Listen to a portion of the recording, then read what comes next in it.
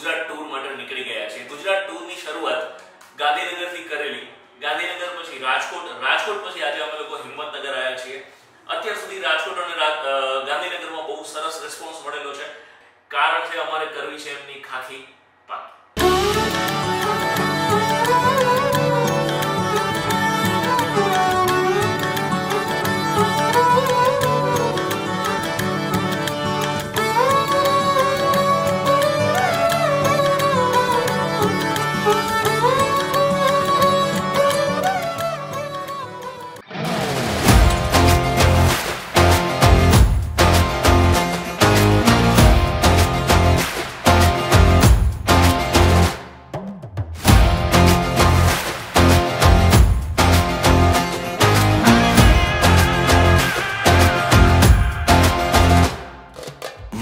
हलेसा हलेसा हलेसा मार हलेसा मार हलेसा हलेसा हलेसा मार मार हलेसा हलेसा हलेसा